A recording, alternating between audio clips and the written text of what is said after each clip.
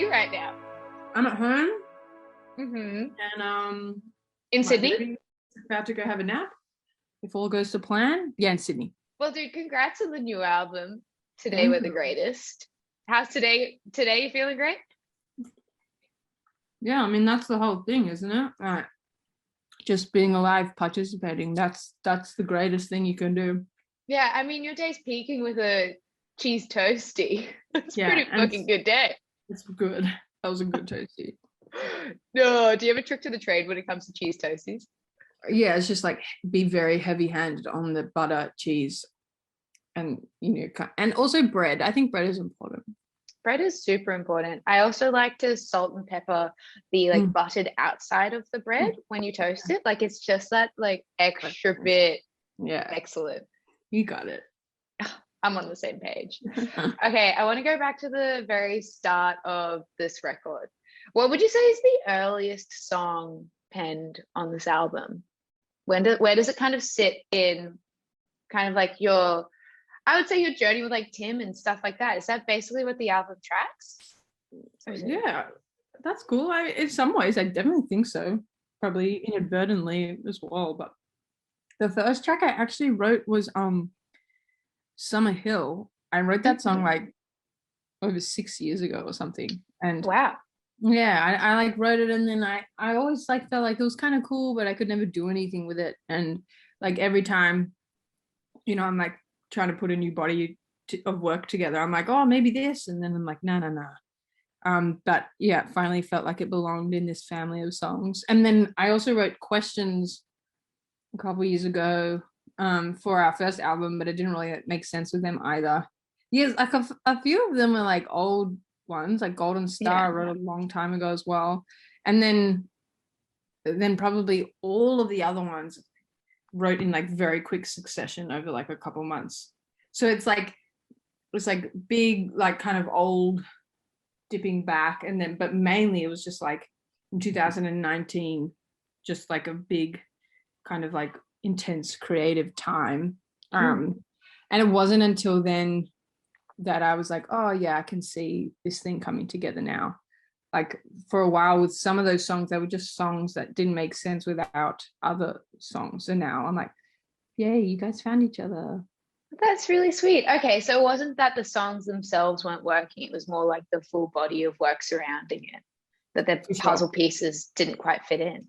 Yeah, and I think a big part of that is like our first record is very just kind of like indie rock pop, like Rock It Out, and which was very influenced by the time we were writing. Like we're on tour all the time in America, like so I think it really grew from that scene and that sound. And I think funnily enough, a lot of the music that I love and also naturally write is a lot more like sad or quieter and all these things. And so I think some of these songs would pop up like Questions or Golden Star, and then I like try and like put it in with those songs, and they just like didn't really fit. And then I think for this record I was much more intentional about trying to create a record with more of these moments, that it wasn't just kind of like a big energetic bombastic sound. Like we have moments of that, but it's more of kind of like there's a breadth there of different kind of like intensities, and just a bigger dynamic range. Yeah, well, you've spoken about it in the past that you like to talk about love, but not only love in its grandiose form, but also like the challenges and the intensity, and as you said, like in the guts, which I totally think you get in this album. It's nuanced in that sense.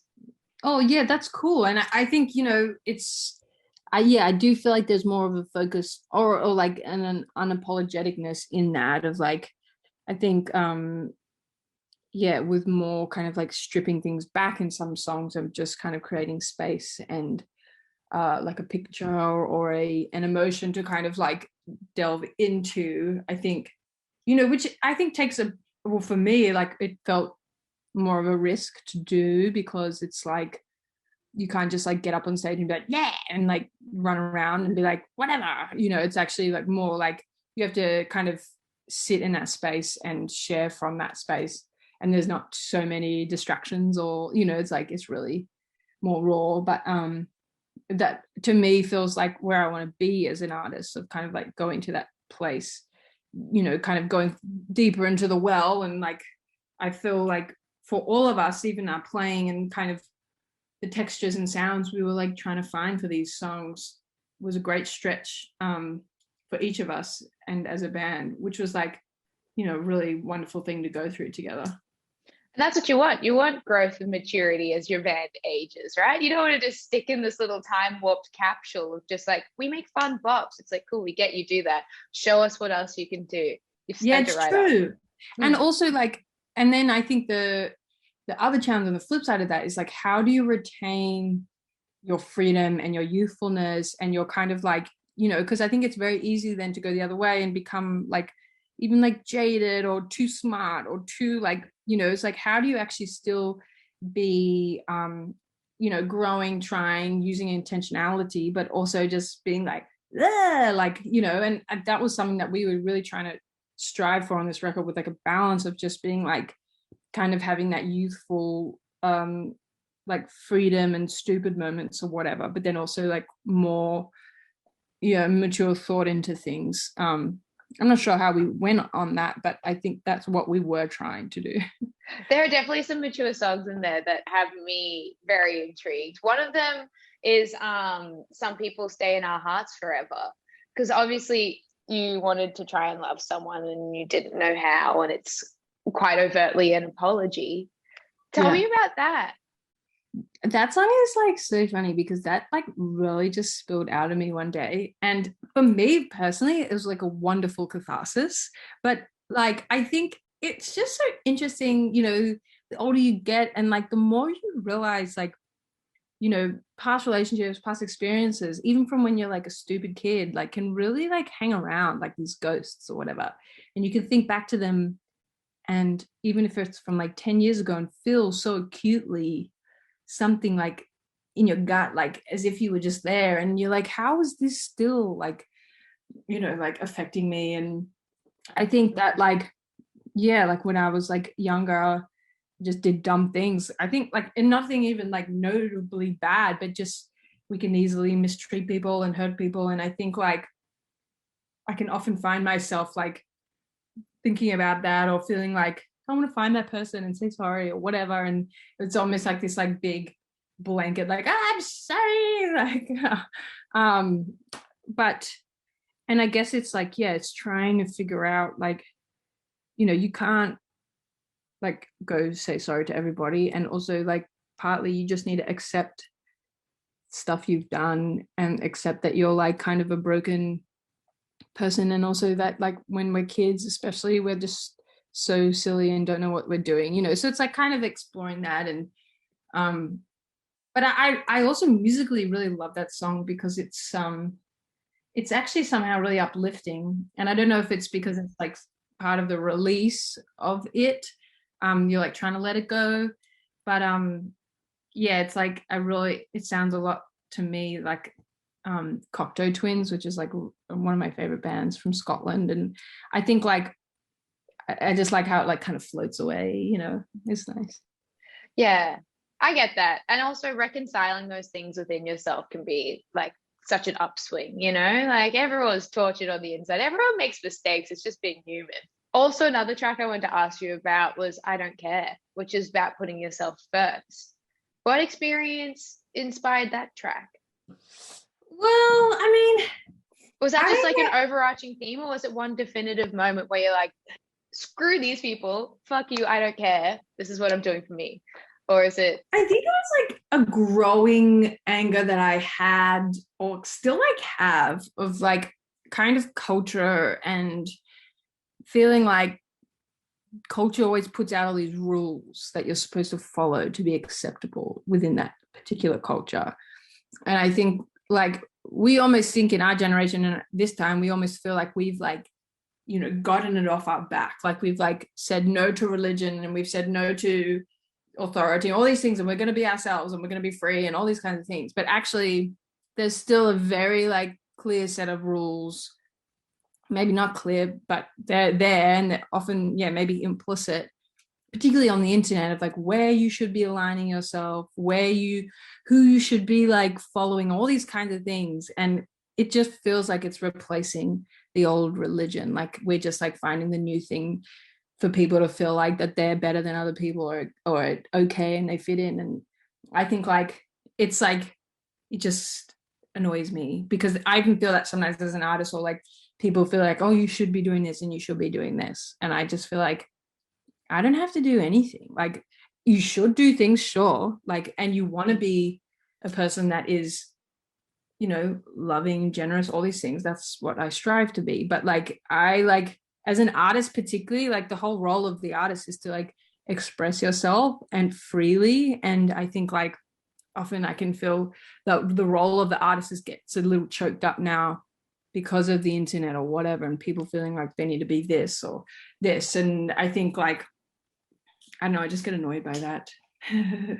That's fair enough. And I was even speaking to Montaigne about this recently, and that a lot of artists are like getting pulled in so many directions. And for you to be creative, you need to put aside energy to do that. But it's hard to like, you know, particularly in the last year, artists have been the people that we rely on for fundraising, like gala events. Let's do like big festivals and try to raise money for COVID and things like that, or put out content so we can not be bored in lockdown.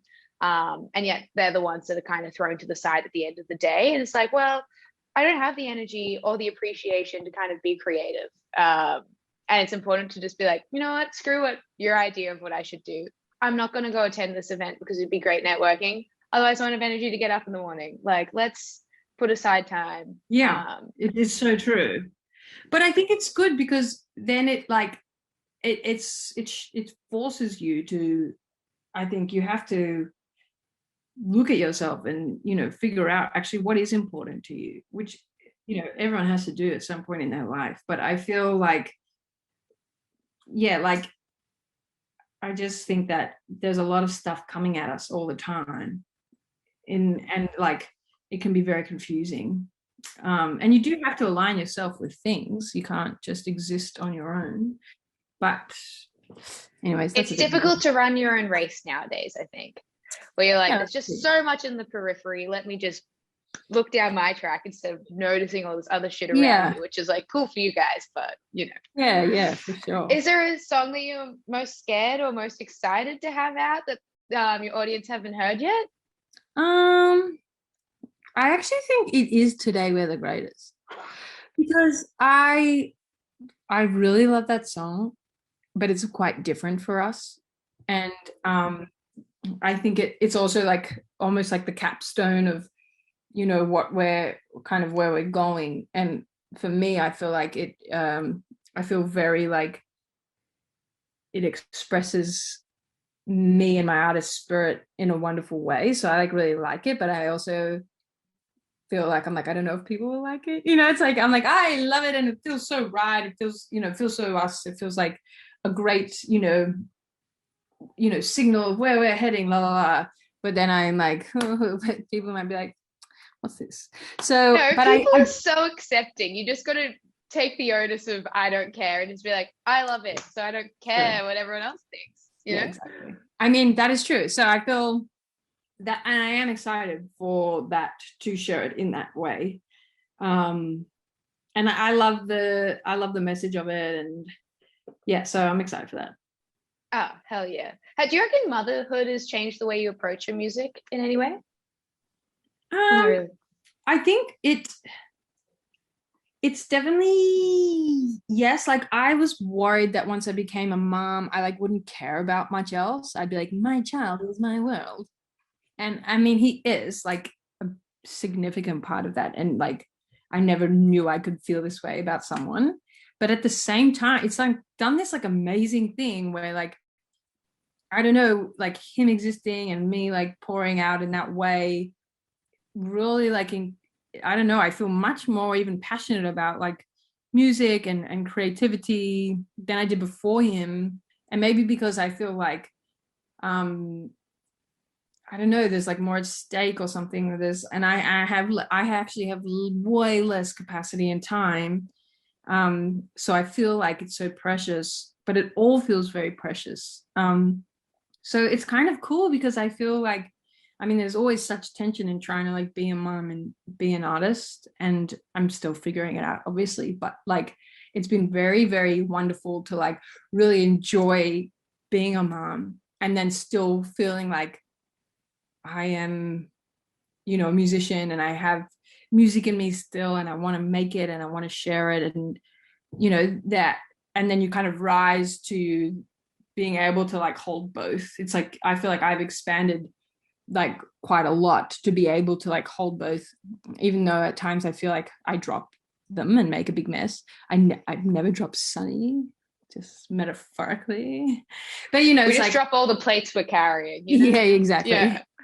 So it has changed, and in a very wonderful, surprising way, I would say. Like I feel like so excited to like be making new things and the new record, and um I don't really know how I'm going to do it, but I feel good about it.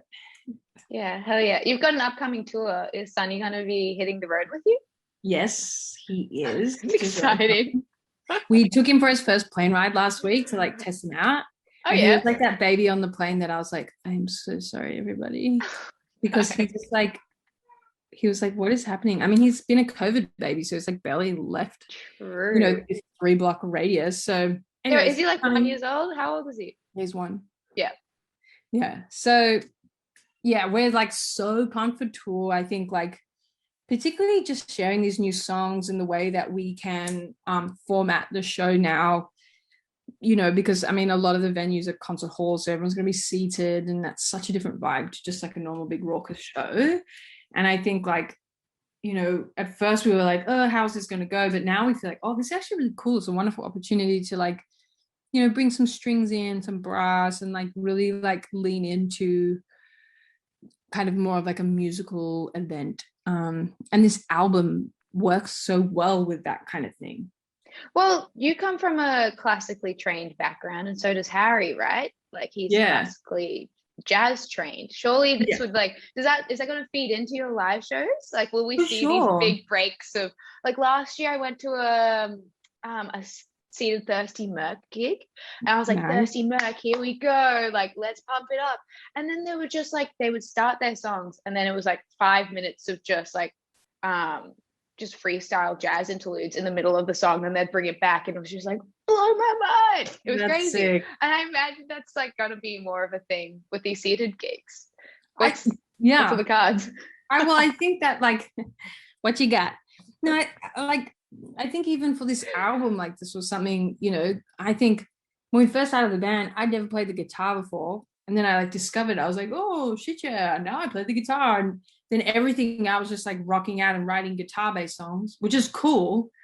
But then I think for this record, we were like, we're much more than just like a guitar indie rock band. Like, look at where we've come from. Like, look at what we listen to and what we still play and write. And so like, we really wanted to draw on that more, which means, yeah, now, like, I think in the live show, we can kind of like accentuate that a little bit. Give Harry like 5-minute free form, like drum solos with no tempo or meter, just like whatever, I don't know.